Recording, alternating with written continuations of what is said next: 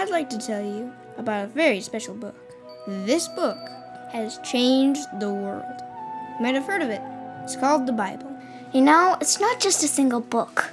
The word Bible comes from the Greek, ta biblia, which means books.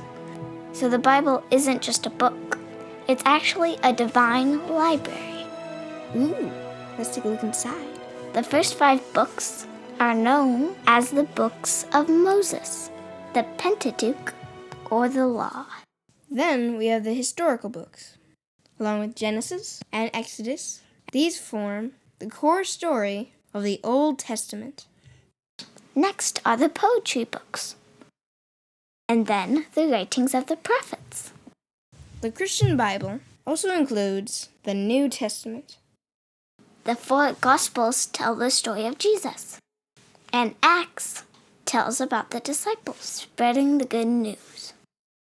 The rest are the letters of Paul, organized longest to shortest, except Hebrews, and then letters from other church leaders.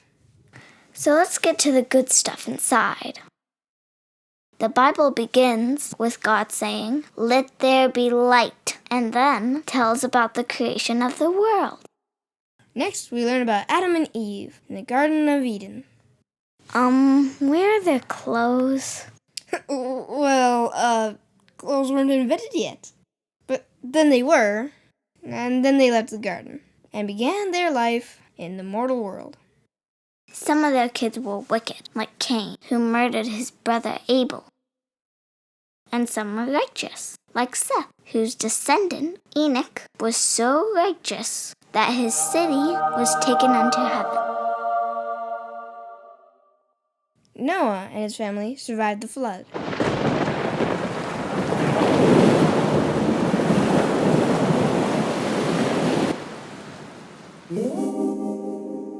God confounded the languages at the Tower of Babel.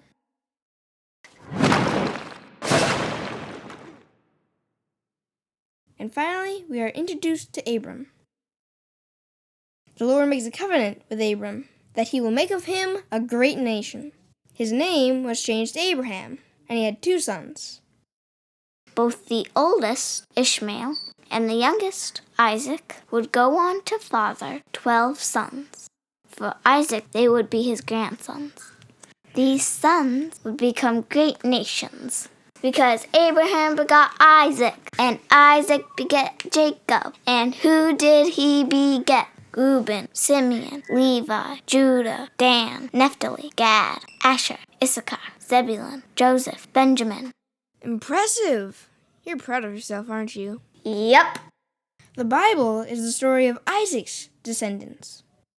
Isaac's son Jacob had his name changed to Israel.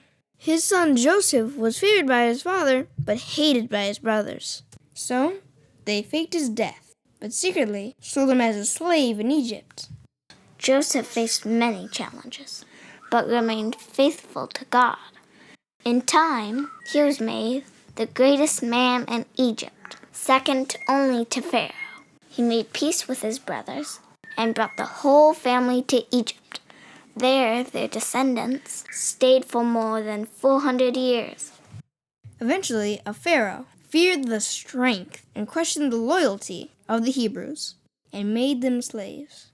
In time, God raised up Moses to lead them to freedom. After 40 years in the wilderness, they were ready for the promised land. Finally, led now by Joshua, the Hebrews crossed the river Jordan and began to conquer the land of Canaan, starting with Jericho. In those days, and for about the next 450 years, Israel was led by judges, men and women called by God to help their people. But eventually, the people wanted kings, like all the other nations. God led the prophet Samuel to ordain Saul the first king of Israel. David fought Goliath and was the next king, and Solomon was the last that would rule a unified kingdom. The 10 tribes of Israel in the north made Samaria their capital. and chose Jeroboam to be their king. And Judah stayed in the south, keeping Jerusalem as their capital. For hundreds of years, the two kingdoms struggled against foreign enemies and each other. God continued to call prophets in both nations. Eventually, an enemy, the likes of which had not been seen before, swept all nations before it. Assyria dominated the land and conquered all of Israel. Assyria even conquered all of Judah, except Jerusalem. A miracle of God, in the days of King Hezekiah and the prophet Isaiah, protected that city, and the Assyrians never captured it. 100 years later, the Babylonians had now replaced the Assyrians as the big bully on the block. This time, the people of Judah rejected the prophets of God, and Jerusalem was crushed by the Babylonian king, Nebuchadnezzar. He took the best and brightest young people to live and serve in Babylon. You mean like me? Actually, I was thinking of people like Daniel and his friends, Shadrach, Meshach, Abednego. The Babylonians were replaced by the Persians, whose king Cyrus allowed Nehemiah to take a group back to rebuild Jerusalem and her temple. Esther, the Jewish maiden, married the Persian king Ahasuerus, and more groups returned to Jerusalem and the land of Judah. These included prophets like Ezra and Malachi. The Greeks replaced the Persians, and finally, Rome ruled the land. It was in those days that Jesus was born, announcing the beginning of the New Testament. The 4 Gospels tell the story of the life and ministry of Jesus Christ, and Acts follows the works and the testimonies of his disciples. The rest of the New Testament contains letters written by Paul and other leaders of the church. And that's the Bible, an amazing collection of books. We've just scratched the surface. To find out more, open this divine library and dive in.